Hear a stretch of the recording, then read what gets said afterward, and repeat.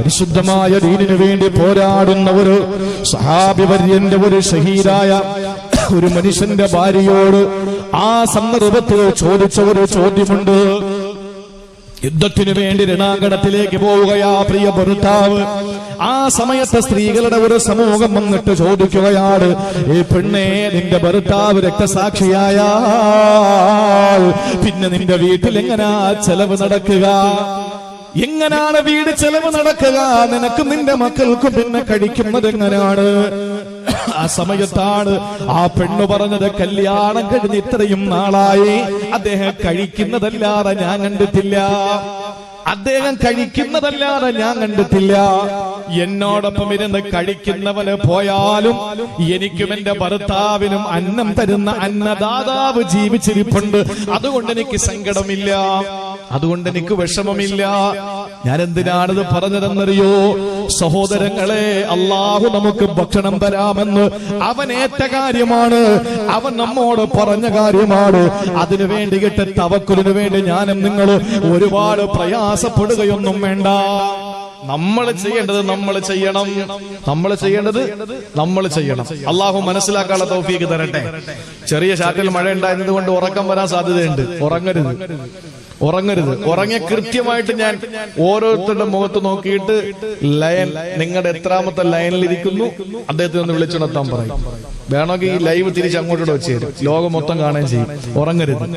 അള്ളാഹു നമുക്ക് ഈ സരസിന്റെ ബറക്കത്ത് കൊണ്ട് നമ്മുടെ ജീവിതത്തിലെ എല്ലാ വിഷമങ്ങളും പ്രതിസന്ധികളും വിഷമങ്ങളും ഒക്കെ അള്ളാഹു മാറ്റി തരട്ടെ. ഒരുപാട് പ്രയാസങ്ങളാണ് എല്ലാവർക്കും. കാണുമ്പോൾ ചിരിക്കുന്ന ആളുകളുണ്ട്, ഒരുപാട് ചിരിക്കുന്ന ആളുകളുണ്ട്. ഉള്ളിൽ അവർക്ക് ഒരുപാട് വേദനകളാണ്. ഒരാൾ പറഞ്ഞതുപോലെ, മഴയത്ത് നടക്കാനാണ് എനിക്കിഷ്ടം, കാരണം ഞാൻ കരയുന്നത് ആരും കാണില്ല. മഴയത്ത് നടക്കാനാണ് എനിക്കിഷ്ടം, ഞാൻ കരയുന്നത് വേറെ ആരും കാണില്ല. കാരണം എല്ലാവരുടെയും മനസ്സ് ഇന്ന് വെന്ത് നീറുകയാണ്. നമ്മൾ കയ്യും കെട്ടി അള്ള നോക്കുമെന്ന് പറഞ്ഞിട്ട് ഇരിക്കലല്ല, ഒരിക്കലും അങ്ങനെ ഇരിക്കാനും പാടില്ല. ഒരു ദിവസം മഹാനായ അനസ് റളിയല്ലാഹു അൻഹു, അനസ് ഇബ്നു മാലിക് റളിയല്ലാഹു തആല അൻഹു റിപ്പോർട്ട് ചെയ്യുകയാ. അനസ് റളിയല്ലാഹു അൻഹു പറയുകയാണ്, ഞാനും എന്റെ ഹബീബും കൂടി മദീനത്തുൻ നബവിയിൽ നിൽക്കുമ്പോ നിരവധി സഹാബാക്കളുള്ള സന്ദർഭത്തിലാണ് ഒരു മനുഷ്യനതാ ഒട്ടകപ്പുറത്ത് വരികയാണ്. സുബ്ഹാനല്ലാഹ്. അന്ന് ഒട്ടകപ്പുറത്ത് വരിക എന്ന് പറഞ്ഞാൽ സാമ്പത്തികമായി ഉന്നത നിലവാരമുള്ളവനെ വരാൻ കഴിയോ? കുതിരപ്പുറത്ത് വരുന്നവനും മിഡിൽ ലെവലിലുള്ളവനാ, നടന്നു വരുന്നവനോ സാധാരണക്കാരനാണ്. ഈ മനുഷ്യൻ ഒട്ടകപ്പുറത്താണ് വന്നത്. കോടീശ്വരനാണെന്ന് എല്ലാവർക്കും കാണുമ്പോൾ തന്നെ അറിയാം. ആ ഒരു വേഷപ്രൗഢിയോടെ ആ മനുഷ്യനതാ മദീനത്തുൻ നബവിയുടെ മുമ്പിലെത്തുകയാ. ശബ്ദിച്ചു കേൾക്കണേ സഹോദരങ്ങള്, അല്ലാഹുവിന്റെ ഹബീബ് സല്ലല്ലാഹു അലൈഹി വസല്ലമ തങ്ങളുടെ മദീന പട്ടണമാ. അനസ് റളിയല്ലാഹു അൻഹു പറയുന്നു, ഞാൻ നോക്കുമ്പോ ആ മനുഷ്യനതാ നബി തങ്ങളുടെ മുമ്പിൽ വന്നിട്ട് ഒട്ടകപ്പുറത്ത് നിന്ന് ഇറങ്ങുകയാ. എന്നിട്ട് ആ മനുഷ്യൻ നബി തങ്ങളോട് ചോദിക്കുന്നു, യാ റസൂലല്ലാഹ്, നബിയേ, ഈ ഒട്ടകത്തെ ഞാൻ ബന്ധിക്കാതെ ഞാൻ തവക്കുൽ ചെയ്യട്ടെ നബിയേ? അല്ലാഹുവിന്റെ ഹബീബിനോടാണ് ചോദിക്കുന്നത്. റിപ്പോർട്ട് ചെയ്യുന്ന അനസ് റളിയല്ലാഹു അൻഹു, നബിയേ, ഞാൻ ഈ ഒട്ടകത്തെ അഴിച്ചങ്ങ് വിട്ട് ഈ ഒട്ടകത്തെ ഞാൻ ബന്ധിക്കാതെ ഞാൻ ഈ പള്ളിയിലോട്ട് കയറിയിട്ട് നമസ്കരിക്കട്ടെ നബിയേ? ആ ഒട്ടകത്തെ ഞാൻ എന്റെ അല്ലാഹനെ ഏൽപ്പിക്കട്ടെ എന്ന് ചോദിക്കുമ്പോ അല്ലാഹുവിന്റെ റസൂൽ എന്താ മറുപടി പറഞ്ഞതെന്ന് നമുക്കെല്ലാവർക്കും അറിയാം. നമ്മളൊക്കെ തമാശയ്ക്ക് പോലെ പറയുന്ന മറുപടിയാ. പരസ്പരം നമ്മൾ പല ആവർത്തി പറഞ്ഞിട്ടുള്ള കാര്യമാണ്. നബി തങ്ങൾ ആ സഹാബിയോട് പറഞ്ഞത്, അല്ലയോ സഹോദരാ, അല്ലാഹനെ തവക്കുൽ ഏൽപ്പിക്കേണ്ടത് എപ്പോഴെന്നറിയോ? ഒട്ടകത്തെ കെട്ടിയിട്ടതിന് ശേഷമാണ്. ആദ്യം ഈ ഒട്ടകത്തെയാണ് ബന്ധിക്കേണ്ടത്, പിന്നെയാണ് പടച്ചവനെ ഏൽപ്പിക്കേണ്ടത്. അതല്ലാതെ പടച്ചവനെ ഏൽപ്പിച്ചിട്ട് നീ ഒട്ടകത്തെ അഴിച്ചുവിടലില്ല. സഹോദരങ്ങളെ, ഇതിന്റെ ആശയത്തിൽ നമുക്ക് മനസ്സിലാക്കാൻ കഴിയുന്നത് നമ്മൾ ചെയ്യേണ്ട ജോലി നമ്മൾ ചെയ്യണമെന്നാണ്. ഇബ്നു അബി ദുനിയ റളിയല്ലാഹു തആല അൻഹുവിനെ തൊട്ട് റിപ്പോർട്ടുള്ള ഹദീസിൽ കാണാം. ഒരു ദിവസം മദീനത്തെ പള്ളിയിൽ റസൂലുള്ളാഹിന്റെ കാലശേഷം സിദ്ദീഖ് തങ്ങളുടെ ശേഷം ഉമറുൽ ഫാറൂഖ് തങ്ങൾ മദീനയുടെ ഭരണാധികാരിയാകുമ്പോ മദീന പള്ളിയിൽ അതാ നമസ്കാരം കഴിഞ്ഞ് ജുമുഅ നമസ്കാരം കഴിഞ്ഞിട്ട് ഒരു സംഘം ആളുകൾ അവിടെ ഇരിക്കുകയാണ്. അവർ രണ്ട് കരങ്ങൾ അല്ലാഹുവിലേക്ക് നീട്ടി ദുആ ചെയ്യുകയാ. ഇങ്ങനെയുള്ള ഒരു വിഭാഗത്തെ നമ്മൾ പാടി പുകഴ്ത്താറുണ്ട്. പരിശുദ്ധമായ മദീന പള്ളിയാണ്, മസ്ജിദുൻ നബവിയാണ്, അതുപോലെ ജുമുഅ ദിവസമാണ്. ജുമുഅ നമസ്കാരം കഴിഞ്ഞ് എല്ലാവരും പിരിഞ്ഞു പോകുമ്പോ ഒരു സംഘം ആളുകൾ രണ്ട് കരങ്ങൾ ആകാശത്തിലേക്ക് ഉയർത്തിയിട്ട് ചോദിക്കുകയാണ്, അല്ലാഹുവേ ഞങ്ങൾക്ക് നീ ഭക്ഷണം നൽകണമല്ലാ, ഞങ്ങൾക്ക് റിസ്ക് നൽകണേ അല്ലാ, നിങ്ങൾക്ക് മതിയായ റിസ്ക് തരണം തമ്പുരാനെ എന്ന് ദുആ ചെയ്യുന്നത് ഇവിടെ വെച്ചാ പരിശുദ്ധമായ മസ്ജിദുൻ നബവിയുടെ തലത്തിലാ. ഏത് ദിവസമാണ്? യൗമുൽ ജുമുഅ, ജുമുഅ ദിവസമാണ്, സയ്യിദുൽ അയ്യാമാണ്, ദിവസങ്ങളുടെ നേതാവായ ജുമുഅ ദിവസത്തിലാണ്. ചോദിച്ചത് നന്മയല്ലേ? ആളുകൾ അങ്ങനെയുള്ളവരെ പറ്റി നല്ലതല്ലേ പറയുള്ളൂ. ആ സമയത്ത് ഉമറുൽ ഫാറൂഖ് തങ്ങൾക്ക് ദേഷ്യം വന്നത്രേ. ഇബ്നു അബിദ്ദുനിയ റളിയല്ലാഹു അൻഹു പറയുകയാ, ഉമർ റളിയല്ലാഹു അൻഹു വാളങ്ങ് വലിച്ചോരി, ഉമർ റളിയല്ലാഹു അൻഹു വാളങ്ങ് വലിച്ചോരി. എന്നിട്ട് ആ മനുഷ്യരുടെ അടുത്തേക്ക് പാഞ്ഞെടുത്തു. മദീനത്തുൻ നബവി എന്ന് ഭരണം നടത്തുന്നത് ഉമറുൽ ഫാറൂഖ് തങ്ങളാ. ഇന്ന് ഖുംബത്തുൽ ഖളറാഖിന്റെ അകത്തളത്തിൽ റസൂലുള്ളാഹിന്റെ സിദ്ദീഖുൽ അക്ബർ തങ്ങളുടെ ചാരത്ത് ഒരു ഓരമ്പറ്റയിട്ട് ചാരത്ത് കിടക്കുന്ന സയ്യിദുനാ ഉമർ ബിനുൽ ഖത്താബ്. കിസ്റയും കൈസറും വറച്ചുപോയ, മുഖൗഖിസ് രാജാവ് വറച്ചുപോയ, ശൈത്താൻ പോലും ഭയന്ന് ദൂരത്തേക്ക് മാറിപ്പോകുന്ന സയ്യിദുനാ ഉമറുൽ ഫാറൂഖ് തങ്ങൾ ആ മനുഷ്യരുടെ മുമ്പിലേക്ക് വാള് വലിച്ചോറിയിട്ട് പറഞ്ഞിരുന്നെന്നറിയോ? റസൂലുള്ളാഹ് അല്ലാഹുവിന്റെ വിശുദ്ധമായ ഖുർആൻ ഓതിയിട്ട് നമ്മെ പഠിപ്പിച്ചതിന് വിരുദ്ധമായി ജുമുഅ നിസ്കാരം കഴിഞ്ഞ് ഇവിടെ ഇരുന്ന് റിസ്ക് ചോദിച്ചിട്ട്, ഭക്ഷണം ചോദിച്ചിട്ട് അലസരായി ഇവിടെ ഇരിക്കാൻ നിങ്ങൾക്ക് എങ്ങനെ കഴിഞ്ഞു എന്നാ ചോദിച്ചത്. ഓടി വന്നു അല്ലാഹുവിന്റെ റസൂലിന്റെ മസ്ജിദുൻ നബവിക്കകത്തിരുന്ന് ദുആ ചെയ്യുന്നവരെ പെട്ടെന്ന് തന്നെ വാള് വലിച്ചോരിയിട്ട് പുറത്താക്കുകയാ. എന്നിട്ട് പറഞ്ഞു, നിസ്കാരം കഴിഞ്ഞ് ഇവിടെ ഇരുന്ന് ദുആ ചെയ്താൽ ഭക്ഷണം നിങ്ങൾക്ക് കിട്ടൂല. അല്ലാഹു പറഞ്ഞതെന്താണ്? യാ അയ്യുഹല്ലദീന ആമനൂ ഇദാ നൂദിയ ലിസ്സലാത്തി മിൻ യൗമിൽ ജുമുഅ ഫസ്ഉ ഇലാ ദിക്രില്ലാഹ്. ഇതൊരു ജുമുഅ ദിവസത്തിന് അല്ലാഹു തആല ആസ്പദമാക്കി ഇറക്കിയ ആയത്താണെങ്കിലും എല്ലാ വഖത്തുകളെയും നമുക്ക് ചേർത്ത് വായിക്കാം. യാ അയ്യുഹല്ലദീന ആമനൂ, വിശ്വാസികളെ, ഇദാ നൂദിയ ലിസ്സലാത്ത്, പള്ളിയിൽ ബാങ്ക് വിളി തുടങ്ങിയാൽ അല്ലാഹുവിന്റെ പള്ളിയിൽ നിന്ന് നമസ്കാരത്തിന് വേണ്ടി നിങ്ങളെ ക്ഷണിക്കുന്ന അവസ്ഥയുണ്ടായാൽ അല്ലാഹ് പറയുകയാണ്, നിസ്കാരത്തിന് വേണ്ടിയിട്ട് പെട്ടെന്ന് നിങ്ങൾ തയ്യാറാകണേ. പെട്ടെന്ന് നിങ്ങളുടെ കച്ചവടം നിങ്ങൾ നിർത്തിവെക്കണേ, നിങ്ങളെ കച്ചവട സ്ഥാപനങ്ങൾ പൂട്ടണേ. പരിശുദ്ധമായ മസ്ജിദുൻ നബവിയിലോ പരിശുദ്ധമായ മസ്ജിദുൽ ഹറാമിന്റെ ചാരത്തു മക്കയിലോ ഞാനും നിങ്ങളെ ചെന്ന് നോക്കേണ്ട പ്രിയപ്പെട്ടവരെ, നമസ്കാരത്തിന്റെ സമയമെത്തുമ്പോ എത്ര വലിയ തിരക്ക് വന്നാലും നമസ്കാരത്തിന്റെ സമയമാകുമ്പോൾ പെട്ടെന്ന് കടയടയ്ക്കുകയാ, ഷട്ടറിടുകയാ. പിന്നെ അവിടെ കച്ചവടമില്ല. കാരണം അല്ലാഹുവിന്റെ ഖുർആൻ പറഞ്ഞത് ബാങ്ക് വിളി കേട്ടാൽ ഫസ്ഉ ഇലാ ദിക്രില്ലാഹ്, അല്ലാഹുവിന് വേണ്ടി ദിക്റിന്റെ നമസ്കാരത്തിന് വേണ്ടി തയ്യാറാകണമെന്നാണ്. നിങ്ങളുടെ കച്ചവടങ്ങളെല്ലാം നിങ്ങൾ മതിയാക്കി വെക്കണമെന്നാണ്. തൊട്ടുടനെ അല്ലാഹു അടുത്ത ആയത്തിൽ പറഞ്ഞിരുന്നെന്നറിയോ? ഇത്ര മാത്രമല്ല നമ്മളോടല്ല പറഞ്ഞത്. അല്ലാഹു പിന്നെ പറയുന്നത്, ഫഇദാ قضيت الصلاة فانتشروا في الأرض وابتغوا من فضل الله. ഇദാ ഖുലിയത്തിസ് സ്വലാ, നിസ്കാരവും അനുബന്ധമായ കാര്യങ്ങളും കഴിഞ്ഞാൽ, നമസ്കാരം കഴിഞ്ഞ് അനുബന്ധമായ റസൂല് പഠിപ്പിച്ച ദിക്റുകൾ കഴിഞ്ഞാൽ അല്ല പറയുകയാണ്, നിങ്ങൾ പിന്നെ പള്ളിക്കകത്തിരിക്കല്ലേ, നിങ്ങൾ പള്ളിയുമായി പിന്നെ നിങ്ങൾ ബന്ധപ്പെട്ടിരുന്ന നിങ്ങളുടെ മക്കളുടെ വയറ് നിറയൂല. അല്ല പറയുകയാണ്, നിങ്ങൾ ഭൂമിയിലേക്ക് നിങ്ങൾ ഇറങ്ങി നിങ്ങളുടെ മാർക്കറ്റുകളിലേക്ക് നിങ്ങൾ പോവുക. എന്നിട്ടോ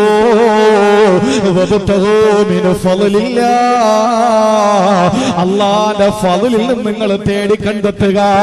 സഹോദരങ്ങളെ, ഈ ആയത്ത് സൂറത്തുൽ ജുമുഅയിൽ അല്ലാഹു അവതരിപ്പിച്ചതാണ്. ഈ ആയത്തിനെ വിശദീകരിച്ചുകൊണ്ട്, ഈ ആയത്തിനെ പറഞ്ഞു കൊടുത്തുകൊണ്ട് ഉമർ റളിയല്ലാഹു അൻഹു പറയുകയാണ്, ഓടുക നിങ്ങൾ, ഇവിടെ നിൽക്കാൻ പാടില്ല, ഇവിടെ ഇരുന്ന് അല്ലാഹുവിനോട് അന്നം ചോദിക്കുന്നു, എന്നിട്ട് നിങ്ങൾ അലസരാകുന്നു. ഇല്ല, നിങ്ങൾ നിസ്കാരം കഴിഞ്ഞല്ലോ, പെട്ടെന്ന് പൊയ്ക്കോളൂ എന്ന് പറഞ്ഞു ഉമർ റളിയല്ലാഹു അൻഹു മദീനത്തിൽ നിന്ന് ഇറക്കി വിടുകയാണ്. നമ്മൾ ചെയ്യുന്ന ഡ്യൂട്ടി എന്താണ്? കച്ചവടം ചെയ്യണം, കച്ചവടം ചെയ്യണം. മക്കക്കാരായ മുഹാജിറുകൾ മുഴുവനും കച്ചവടക്കാരായിരുന്നു. മദീനക്കാരായ അൻസാരികൾ മുഴുവനും കൃഷിക്കാരായിരുന്നു. അല്ലാത്തൊരാൾ നിങ്ങൾ കണ്ടെത്തി പറ. നിങ്ങൾ പറയും, മുഹാജിറുകളെയും അൻസാരികളെയും നിങ്ങളൊന്ന് പഠിക്കും. ഏതെങ്കിലും ഒരു മുഹാജിർ എന്ന് പറഞ്ഞാൽ പലായനം ചെയ്തു പോയ ആൾ, മക്കക്കാരൻ, അവരിൽ ആരെങ്കിലും ഒരാളെ കച്ചവടം ചെയ്യാത്തവരുണ്ടോ? ഒന്ന് പറയും. ഞാൻ വെല്ലുവിളിക്കുകയാണ്. ലോകത്തുള്ള ആർക്ക് വേണോ ഈ വെല്ലുവിളി ഏറ്റെടുക്കാം. മദീനയിലുള്ള അൻസാരികൾ, അവരിൽ ആരെങ്കിലും ഒരാൾ കൃഷിക്കാരനല്ലാത്ത ആളുണ്ടായിട്ടുണ്ടോ? ഇല്ലെങ്കിൽ വേറെ ഏതെങ്കിലും സാമ്പത്തികമായ വരവുള്ള ജോലി അവർക്ക് ഉണ്ടായിരിക്കും. മദീനക്കാര് പൊതുവെ കൃഷിക്കാരാണ്, മക്കക്കാര് പൊതുവെ കച്ചവടക്കാരാണ്. കഷ്ടപ്പെടുന്ന സഹോദരങ്ങളെ, നമ്മൾ ജോലി എടുക്കണം. അല്ല തരുമെന്ന് പറഞ്ഞ് വീട്ടിലിരുന്ന മക്കളുടെ വായും വേറെ നിറയൂല.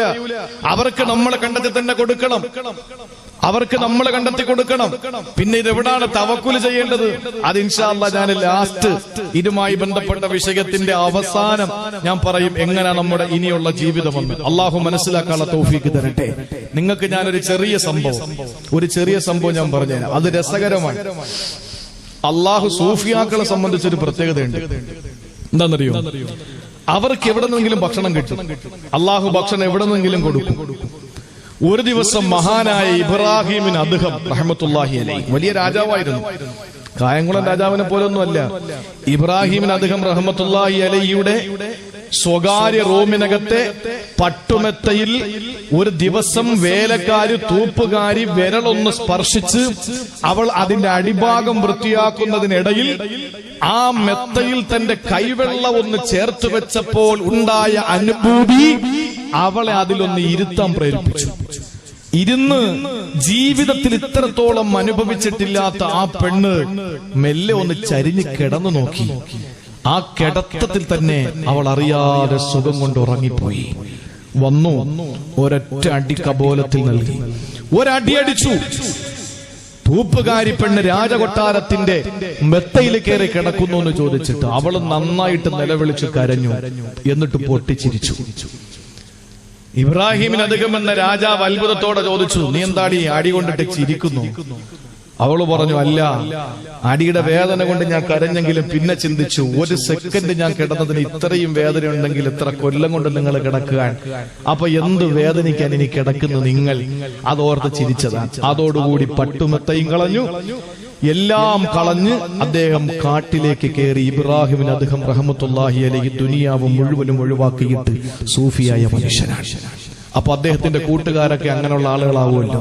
അദ്ദേഹത്തിന്റെ കൂട്ടുകാരനാണ് മഹാനായ ശഖീഖുൽ ബൽഖി റളിയല്ലാഹു അൻഹു. അദ്ദേഹത്തിന് ആരാണ് എന്ന് കൂടുതൽ വിശദീകരിക്കണ്ട. അദ്ദേഹത്തിന്റെ ശിഷ്യനെ പറ്റി പഠിച്ചാൽ മതി. ശിഷ്യന്റെ പേര് ഹാത്തമുൽ അസമ്മ. ശഖീഖുൽ ബൽഖിയുടെ 30 വർഷം പഠിപ്പിച്ചു കൊടുത്ത തന്റെ ശിഷ്യനാണ് മഹാനായ ഹാത്തമുൽ അസമ്മ. ആ കഥയൊക്കെ ഞാൻ ഈ രണ്ടാം കുറ്റിയിൽ തന്നെ മറ്റൊരു ഭാഗത്ത് പറഞ്ഞിട്ടുണ്ട്, അല്ലേ? പറഞ്ഞിട്ടുണ്ട്. അതുകൊണ്ട് ഞാൻ ഇനി ആവർത്തിക്കുന്നില്ല, സമയം നമുക്ക് കുറവാണ്. ഈ ഇബ്രാഹിമിൻ അദ്ഹം റഹ്മത്തുള്ളാഹി അലൈഹിയുടെ കൂട്ടുകാരൻ ശഖീഖുൽ ബൽഖി ഒരു ദിവസം വന്നിട്ട് ഇബ്രാഹിമിൻ അദ്ഹം റഹ്മത്തുള്ളാഹി അലൈഹിയോട് പറഞ്ഞു, അല്ല കൂട്ടുകാരാ, ഞാൻ അന്നം തേടി യാത്ര ആരംഭിക്കാൻ. ഇപ്പൊ ഒന്നും കിട്ടലില്ല, ഭക്ഷണം കിട്ടലില്ല. നമ്മളിങ്ങനെ വെറുതെ ഇരുന്നിട്ട് കാര്യമില്ലല്ലോ. അതുകൊണ്ട് ഞാൻ എങ്ങോട്ടെങ്കിലും ഭക്ഷണം തേടി പോവാൻ. നിങ്ങൾക്കറിയോ, അദ്ദേഹം യാത്ര ചെയ്തു. അദ്ദേഹം യാത്ര ചെയ്തു. ഈ സംഭവം കേട്ടോളിൻ, രസകരമായൊരു സംഭവമാണ്. അദ്ദേഹം യാത്ര ചെയ്തു പോകുമ്പോൾ ആ യാത്ര ചെയ്ത അദ്ദേഹം നിരന്തരമായി ദിവസങ്ങളോളം യാത്ര ചെയ്തു പോകുമ്പോൾ വളരെ ക്ഷീണിതനായി ആ മനുഷ്യനെ പെട്ടെന്നൊരു മരുഭൂമിയിൽ ഒരു ചെറിയ ഗുഹ കണ്ടു. 2 പാറകൾ കൂടിച്ചേരുന്നതിന്റെ അടിഭാഗത്ത് തണലാണ്. ആ തണലുള്ള ഭാഗത്തേക്ക് ആ ഇബ്രാഹിം അദ്ഹമിന്റെ കൂട്ടുകാരൻ ശഖീഖുൽ ബൽഖി റളിയല്ലാഹു അൻഹു ഹാത്തമുൽ അസമിന്റെ ഉസ്താദ് ആ മനുഷ്യനടാ ഭക്ഷണം തേടിയുള്ള യാത്രയാണ്. ആ പാറക്കെട്ടിനടിയിലേക്ക് കയറിയിരിക്കുക.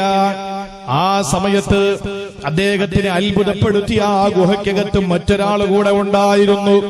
ആരാണെന്നല്ലേ സഹോദരങ്ങളെ? ഒരു പ്രായം ചെന്ന ഒരു ചെറിയ പക്ഷി, നല്ല പ്രായമുള്ള പക്ഷിയാണ്. ആ പക്ഷിയുടെ കണ്ണുകൾ അന്ധത ബാധിച്ച് കാഴ്ചയില്ല. മുമ്പിലുള്ളതൊന്ന് കാണാൻ കഴിയാത്ത പ്രായാധിക്യമെന്ന വൃദ്ധയായ അന്ധയായ ആ ഒരു ചെറിയ പക്ഷി. ആ പക്ഷിക്ക് എങ്ങനെയാണ് ഈ മരുഭൂമിയുടെ പാറക്കെട്ടിന്റെ അകത്തളത്തിലെ ഭക്ഷണം കിട്ടുക എന്ന മഹാനായ ശഖീഖുൽ ബൽഖി ചിന്തിക്കുകയാണ്. എങ്ങനെയാണ് ഇതിനകത്ത് ഭക്ഷണം കിട്ടുക? ആ മനുഷ്യൻ ഇങ്ങനെ ചിന്തിച്ചിരിക്കുമ്പോ അതാ ഒരു കാഴ്ചയുള്ള ആരോഗ്യമുള്ള ഒരു ചെറിയ പക്ഷി പറന്നു വരികയാ. ആ പക്ഷി പറന്നു വന്നു അതിന്റെ ചുണ്ടിനകത്തിരിക്കുന്ന ഭക്ഷണം കൊണ്ടുവന്ന് അന്ധയായ വൃദ്ധയായ ആ പക്ഷിയുടെ ചുണ്ടിലേക്ക് വെച്ചു കൊടുത്തു. എന്നിട്ട് ആ പക്ഷി ആരോഗ്യവതിയായ പക്ഷി പറന്നുയരുകയാ. ഇത് കണ്ടപ്പോ ശഖീഖുൽ ബൽഖി ചിന്തിക്കുകയാണ്, പടച്ചറബ്ബേ, അല്ലാഹുവേ, ആരോരുമില്ലാത്ത മരുഭൂമിയുടെ അകത്തളത്തിൽ പടച്ചവനെ പാറക്കെട്ടുകൾ കൊണ്ട് മൂടപ്പെട്ട ചെറിയ ഗുഹയ്ക്കകത്ത് അന്ധയായ വൃദ്ധയായ പക്ഷിക്ക് പോലും ഭക്ഷണം കൊടുക്കാൻ നിനക്ക് കഴിവുണ്ടെങ്കിൽ അല്ലാഹുവേ, ഞാൻ എന്തിനാണ് ഇങ്ങനെ അന്നം തേടി യാത്ര ചെയ്യുന്നത്? ഞാൻ എന്തിനാണ് ഭക്ഷണം തേടി യാത്ര ചെയ്യുന്നത്? അല്ലാഹുവേ, എനിക്ക് തരാൻ നീ മതിയായവനാണ്, എനിക്ക് ഭക്ഷണം തരാൻ നീ മതിയായവനാണ്. അതുകൊണ്ട് ഞാനും മടങ്ങിപ്പോകുന്നു എന്ന് പറയുമ്പോ സഹോദരങ്ങളെ, അദ്ദേഹത്തിന്റെ മനസ്സനുവദിച്ചു. അദ്ദേഹം യാത്ര അവസാനിപ്പിച്ച് നാട്ടിലേക്ക് തിരിക്കുകയാണ്. പിറ്റന്ന് നേരം വെളുത്തപ്പോൾ ഇബ്രാഹിമിനെ അദ്ദേഹം കണ്ടുമുട്ടുകയാ. ചോദിച്ചു ശഖീഖുൽ ബൽഖിയോട്, എന്തേ നിങ്ങൾ യാത്ര ചെയ്തതല്ലേ, ഭക്ഷണം തേടി യാത്ര എന്തേ പാതി വഴിയിൽ അവസാനിപ്പിച്ചത്? എന്തുകൊണ്ടാണ് പെട്ടെന്ന് മടങ്ങി വന്നതെന്ന് ചോദിച്ചപ്പോ സഹോദരങ്ങളെ ശഖീഖുൽ ബൽഖി കാര്യങ്ങൾ പറയുകയാ. ആ സമയത്താണ് മഹാനായ ഇബ്രാഹിം റഹിമഹുല്ലാഹ് ശഖീഖുൽ ബൽഖിയുടെ മറുപടി കേട്ടു. ഒരു അന്ധയായ വൃദ്ധയായ ഒരു പക്ഷി അതാ കാടിന്റെ അടുക്കൽ, അതല്ലെങ്കിൽ മരുഭൂമിയുടെ മധ്യത്തില് എല്ലാ സാധ്യതകളും കൊട്ടിയടക്കപ്പെടുന്ന സാഹചര്യത്തില് ഒരു അന്ധയല്ലാത്ത കാഴ്ചയുള്ള ആരോഗ്യമുള്ള ഒരു ചെറിയ പക്ഷി അതിന്റെ ചുണ്ടിലതാ ഭക്ഷണവുമായിട്ട് കൊണ്ടുവന്ന് ഈ പക്ഷിയുടെ വായിൽ ചുണ്ടിൽ വെച്ചു കൊടുത്തു. അത്രയും കഴിവുള്ള അല്ലാഹ് പടപ്പുകളോട് അത്രയും പടച്ചതമ്പുരാന് കലിവ് കാണിക്കുന്നെങ്കിൽ, അത്രയും അലിവ് കാണിക്കുന്നെങ്കിൽ പിന്നെ ഞാൻ എന്തിനാണ് ഭക്ഷണം തേടി യാത്ര ചെയ്യുന്നത്? യാത്ര ചെയ്യേണ്ട ആവശ്യമില്ലല്ലോ. അതുകൊണ്ട് ഞാൻ മടങ്ങി വന്നു എന്ന് പറഞ്ഞപ്പോ സുബ്ഹാനല്ലാഹ്, ഇബ്രാഹിമിന് അദ്ദേഹത്തിന്റെ മറുപടി എന്തെന്നറിയോ? ശഖീഖുൽ ബൽഖിയോട് ചോദിക്കുന്നു, ശഖീഖുൽ ബൽഖി, എന്തേ നിങ്ങളാ അന്ധയായ പക്ഷിയെ പോലെ ആയത്? എന്തുകൊണ്ട് ആരോഗ്യമുള്ള പക്ഷിയെ പോലെ നിങ്ങൾക്കായി കൂടാ? ആരെങ്കിലും കൊണ്ട് തരുമെന്ന് പ്രതീക്ഷിച്ച്, ആരെങ്കിലും കൊണ്ട് തരുമെന്നുള്ള പ്രതീക്ഷയിൽ എന്തിനാണ് നിങ്ങൾ ആ ഒരു അന്ധയായ വൃദ്ധയായ പക്ഷിയെ പോലെ നിങ്ങളാകാ തീരുമാനിച്ചത്? ആരോഗ്യമുള്ള ചുറുചുറുക്കുള്ള കാഴ്ചശക്തിയുള്ള ആ അന്ധയായ പക്ഷിയെ സഹായിച്ച ചുറുചുറുപ്പുള്ള ആ പക്ഷിയെ പോലെ ആകാൻ നിങ്ങൾക്ക് എന്തുകൊണ്ട് കഴിയുന്നില്ല? വല്ലാത്തൊരു മറുപടിയാ. ശഖീഖുൽ ബൽഖി തീരുമാനമെടുത്തു, ഇല്ല, ഇനി ഞാൻ ചടഞ്ഞിരിക്കൂല, ഇനി ഞാൻ ഇവിടെ ചടഞ്ഞിരിക്കൂല. അന്നം തേടിയുള്ള യാത്ര ആരംഭിക്കുകയാണ്. സഹോദരങ്ങളെ, ചിന്തിക്കണേ. അങ്ങനെയാണ് ഇബ്രാഹിം നബി റഹിമഹുല്ലാഹ് ഷഖീഖുൽ ബൽഖിയെ മാറ്റിമറിച്ചതെങ്കിൽ ഷഖീഖുൽ ബൽഖി റളിയല്ലാഹു തആല അൻഹു അന്നം തേടി യാത്ര ചെയ്തുവെങ്കിൽ എന്റെ പ്രിയപ്പെട്ടവരെ, അല്ലാഹു നമുക്ക് ഭക്ഷണം തരാമെന്നവനെ ഏറ്റിട്ടുണ്ട്. പക്ഷേ നമ്മളോട് ചെയ്യാൻ പറഞ്ഞ നമ്മൾ ചെയ്യണം, അത് നമ്മുടെ ബാധ്യതയാണ്. സക്കരിയ നബി അലൈഹിസ്സലാത്തു വസ്സലാം മിഹ്റാബിനകത്ത് തന്റെ പ്രിയപ്പെട്ട സഹോദരന്റെ പൊന്നുമോളെ, ആരാ പൊന്നുമോള്? സക്കരിയ നബിയുടെ സഹോദരന്റെ മോൾ ആരാണ്? മിഹ്റാബിനകത്ത് സുഭിക്ഷമായ ഭക്ഷണം കിട്ടിയത് ആർക്കാണ്? ഏത് സ്ത്രീക്കാണ്? മറിയം ബീവി റളിയല്ലാഹു തആല അൻഹ. മധുര 17ന്റെ നിറവിൽ മറിയം ബീവി റളിയല്ലാഹു തആല അൻഹ ഗർഭിണിയാകുന്ന ആ ഒരു സാഹചര്യം നമ്മൾ മനസ്സിലാക്കണം. അവര് കാട്ടിലേക്ക് മാറുന്നതിന് മുമ്പ് ഒറ്റപ്പെട്ട് പ്രായം അതിന്റെ ഏറ്റവും കാതലായ ഭാഗത്തേക്ക് എത്തുന്ന സമയത്ത് ഇനി ഞാൻ ഇവിടെ ഇരുന്നാൽ ശരിയാകില്ല എന്ന് പറഞ്ഞിട്ട് കാട്ടിന്റെ നടുവിലേക്ക് മറിയം ബീവി റളിയല്ലാഹു അൻഹ മാറിയ ആ സമയം നിങ്ങൾ ആലോചിക്കണം. മെഹ്റാബിനകത്ത് അല്ലാഹു തആല സുഭിക്ഷമായ ഭക്ഷണം കൊടുത്തു. അന്ന് പള്ളിയിലെ ഇമാമും മുദരിസുമായ സക്കരിയ നബി അലൈഹിസ്സലാത്തു വസ്സലാം ഈ മറിയം എന്ന് പറയുന്ന തന്റെ പ്രിയപ്പെട്ട മകൾ ഇരിക്കുന്ന ഭാഗത്തേക്ക് പോകുമ്പോ അന്ന് ആ കാലഘട്ടത്തിൽ ആ നാട്ടിൽ കിട്ടാത്ത ഏറ്റവും രുചികരമായ വിഭവസമൃദ്ധമായ നല്ല ഫ്രൂട്ട്സ്, നല്ല പഴവർഗ്ഗങ്ങൾ കണ്ടിട്ട് ചോദിച്ചു, അന്നാലകി ഹാദാ, ഇത് എവിടുന്ന് കിട്ടി? ഇത് നിനക്ക് എവിടുന്ന് കിട്ടി? ആ സമയത്ത് മറിയം ബീവി റളിയല്ലാഹു തആല അൻഹയുടെ മറുപടി, ഭൂമിയിൽ നിന്നില്ല. ആരെന്നതാണ്? പടച്ചോൻ തന്നതാണ്. അല്ല എനിക്ക് തന്നതാണ് ഈ മെഹ്റാബിനകത്ത്. ഈ കാലഘട്ടത്തില് ഈ നാട്ടില് കിട്ടാത്ത പഴം പോലും അള്ളാഹു എനിക്ക് ഈ മെഹ്റാബിനകത്ത് തന്നു എന്ന് പറഞ്ഞത് ബീവി മറിയം ബീവി. അള്ളാഹു മഹദിയുടെ ദറജ വർദ്ധിപ്പിച്ചു കൊടുക്കുമാറാവട്ടെ. സഹോദരങ്ങളെ, ഒരു സെക്കൻഡ് ചിന്തിക്കും. കാട്ടിലേക്ക് പോയി, അവര് ഗർഭവതിയായി. ജിബ്രീൽ അലൈഹിസ്സലാത്തു വസ്സലാമിന്റെ ഇടപെടൽ ഈസാ നബിയെ തന്റെ വയറ്റിൽ ചുമക്കാൻ തുടങ്ങി. ആ സമയത്ത് നിറഗർഭിണിയായി. അവര് പറഞ്ഞു, യാ ലൈതനി കുന്തു, യാ ലൈതനി മിത്തു ഖബ്ല ഹാദാ വകുന്തു നസിയം മൻസിയാ. അല്ലാഹുവേ, ഇപ്പൊ തന്നെ ഞാൻ അങ്ങ് മരിച്ചിരുന്നെങ്കിൽ ഞാൻ എല്ലാവരിൽ നിന്നും വിസ്മരിക്കപ്പെട്ടേനെ. ഒന്നും അറിയണ്ടായിരുന്നു പടച്ചോനെ എന്ന് പോലും അവർ മരണത്തെ പോലും കൊതിക്കുന്ന അവസ്ഥയിൽ എത്തപ്പെട്ട ആളുകൾ എന്തു പറയും? ആളുകൾക്ക് എന്നും പറഞ്ഞൂടെ? ഒരു പള്ളിയിലെ ഇമാമിനെ മാറ്റി, എന്താ കാര്യം എന്നറിയോ? ഒരു പള്ളിയിലെ ഇമാമിനെ പിരിച്ചുവിട്ടു, എന്താ കാര്യം? ഇമാം ഒരു വെള്ളിയാഴ്ച പ്രസംഗിച്ചു. അദ്ദേഹം എന്നും പിന്നെ ഈ പാകിസ്ഥാനും ഫലസ്തീനും ജോർദാനും ഇസ്രയേലും ഒക്കെ പറയുന്നത് എന്തിനാണ്? ചരിത്രം പറയാം. ചരിത്രമൊക്കെ പറഞ്ഞു, ആളുകളൊക്കെ ബോറടിച്ചു. അവസാനം ജനങ്ങളുടെ അഭിപ്രായം, നമസ്കാരവും അനുബന്ധ വിഷയങ്ങളുമായി ബന്ധപ്പെട്ട വല്ല കാര്യം ഉണ്ടെങ്കിൽ പറയൂ ഉസ്താദെ, ആളുകളെ 10 മിനിറ്റ് കിട്ടിയാൽ ഏറ്റവും ഉപകാരപ്രദമായത് പറഞ്ഞു കൊടുക്കണ്ടേന്ന് പറഞ്ഞു. അങ്ങനെ ഉസ്താദ് പ്രസംഗിക്കാൻ തുടങ്ങി നമസ്കാരത്തിന്റെ വിധികൾ പറഞ്ഞ് ഇമാമിന്റെ ഒളു പോയി കഴിഞ്ഞാൽ, ഇമാമിന്റെ ഒളു മുറിഞ്ഞാൽ ഇമാം മെഹ്റാബിൽ നിന്ന് സ്ഥലം വിടണം. പകരം പുറകിൽ നിൽക്കുന്ന ഒരാള് മഅ്മുമീങ്ങളെ കൊണ്ട് ബാക്കി നിസ്കാരം പൂർത്തീകരിക്കണം. അതാണ് എന്റെ മസല. ഇവിടെ ഒരു ഷാഫി എന്നല്ലോ അല്ലേ? ഇമാമിന്റെ ഒളു മുറിഞ്ഞു പോയാൽ ഇമാമ് അവിടെ നിന്ന് പോകണം. പുറകിൽ നിൽക്കുന്ന ആള് മുന്നിലോട്ട് കയറിയിട്ട് ബാക്കി പൂർത്തീകരിക്കണം. അതാണ് മസല. ഇത് പാവപ്പെട്ടവൻ പറഞ്ഞു. പിറ്റന്ന് പോലെ ചർച്ചയായി. ഇയാള് 7 കൊല്ലമായി ഈ പള്ളിയിൽ വന്ന് ഇതുവരെ ഇയാള് മെഹ്റാബിന്ന് പോയിട്ടില്ല. ഇയാൾക്ക് ഒന്നും മുറിഞ്ഞാലല്ലേ പോകാൻ പറ്റുള്ളൂ. ആളുകളുടെ പരാതി ഇന്ന് വരെ ഇയാൾ നിയമം അനുസരിച്ച് ജീവിക്കാത്തവനാണ്. കാരണം എന്താണ്? ഇയാള് മെഹ്റാബിന്ന് പോയി പകരം പറയുന്ന മോദി സാഹിബിന് ഇമാമത്ത് നിർത്തിയിട്ടില്ല. അതാണ് പരാതി. ആളുകൾക്ക് എന്തും പറയാം. കാരണം എല്ലില്ലാത്തൊരു നാവ്, അല്ലാഹു തആല എല്ല് കൊടുക്കാത്ത 2 അവയവങ്ങളുണ്ട്. ആ 2 അവയവങ്ങളാണ് ഏറ്റവും കൂടുതൽ സൂക്ഷിക്കേണ്ടത്. അത് 2 സൂക്ഷിച്ച് അള്ളാഹ് സ്വർഗം തരാമെന്നും പറഞ്ഞിട്ടുണ്ട്. അത് 2ഉം വലിയ പ്രശ്നമായതുകൊണ്ട് ഓരോന്നേ അള്ളാഹ് കൊടുത്തിട്ടുള്ളൂ. അത് 2ഉം സംരക്ഷിക്കപ്പെടാൻ 2 ഭാഗങ്ങളിൽ ഏറ്റവും കനമുള്ള 2 എല്ലുകളും അള്ളാഹു സംവിധാനിച്ചിട്ടുണ്ട്. അത് 2 ദാടി എല്ലുകളുടെ ഇടയിലുള്ള നാവും 2 തൊടയലിനിടയിലുള്ള അവന്റെ രഹസ്യ അവയവമാണെന്ന് ആദരവായ പ്രവാചകൻ നബി മുഹമ്മദ് മുസ്തഫ. ഇത് 2 സൂക്ഷിച്ചാൽ നമ്മൾ രക്ഷപ്പെട്ടു. ആളുകൾക്ക് എന്നും പറയാനല്ലോ. അതിനൊന്നും ഒരു മടിയില്ല. എന്തു വേണോ പറയാം, ആരെ പറ്റി വേണോ പറയാം, അതൊന്നും ഒരു പ്രശ്നമില്ല. ആ ഒരു ലോകമാണ്. പക്ഷെ ഒരു കാര്യം നമ്മൾ മനസ്സിലാക്കണം, ഒരു മനുഷ്യനൊരു തെറ്റ് ചെയ്ത് ആ തെറ്റ് ആ മനുഷ്യൻ ചെയ്തെങ്കിൽ, അവൻ പശ്ചാത്തപിച്ചെങ്കിൽ, അതിന്റെ പേരിൽ പിന്നെ അവൻ ആക്ഷേപിച്ചാൽ, ഈ പറഞ്ഞവൻ ആ തെറ്റ് ചെയ്ത് അവഹേളിതനാകാതെ മരിക്കില്ല എന്ന് നബി മുഹമ്മദ് മുസ്തഫ. അത് ചെയ്ത തെറ്റ് പശ്ചാത്തപിച്ചവന്റെ അവസ്ഥ. ഇനി ചെയ്യാത്ത ഒരു കാര്യം പറഞ്ഞാലോ അത് പിടിച്ചാൽ കിട്ടൂല.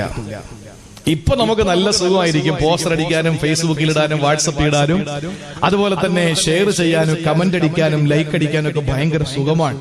പക്ഷേ കമന്റും ലൈക്കും ഷെയറും ഒന്നുമില്ലാത്തൊരു കാലമുണ്ട്.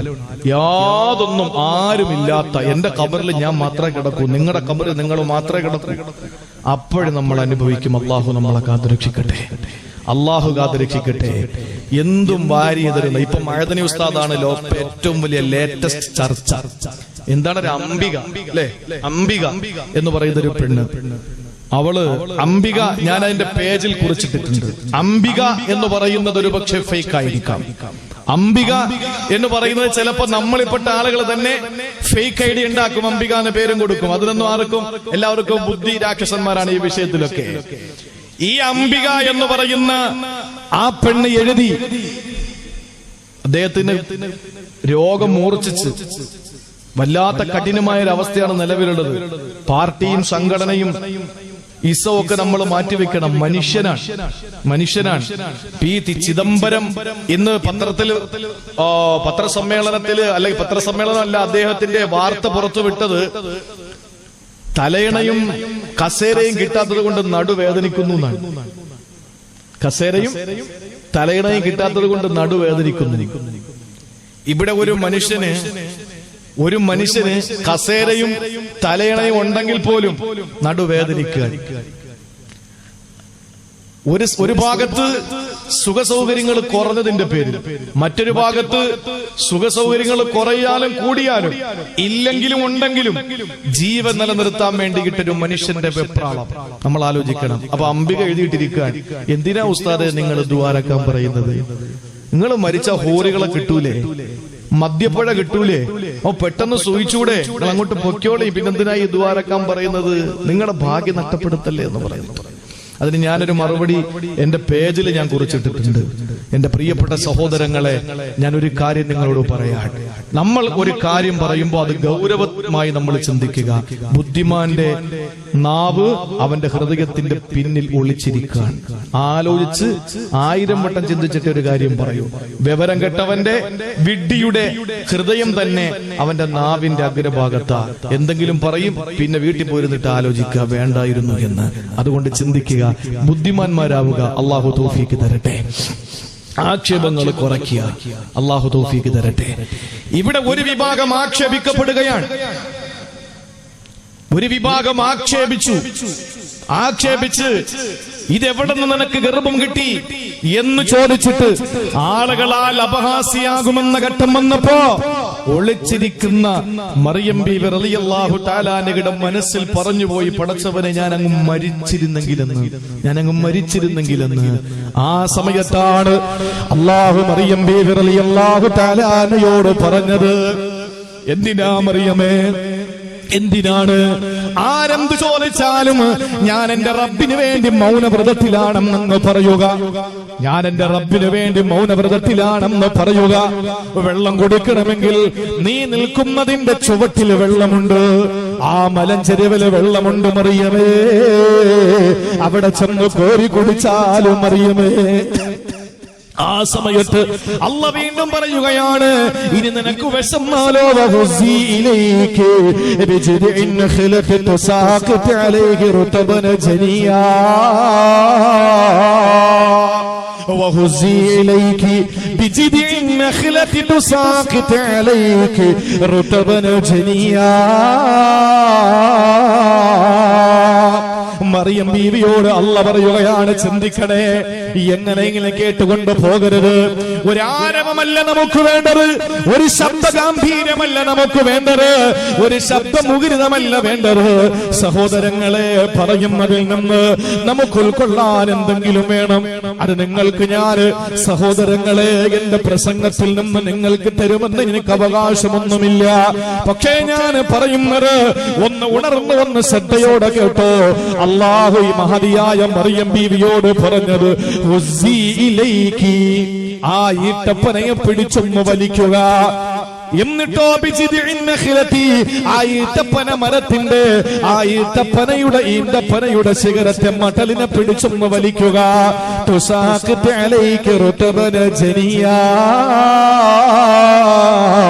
നല്ല കാരക്ക, നല്ല ഈത്തപ്പഴം അത് നിങ്ങൾക്ക് തരും മറിയമേ.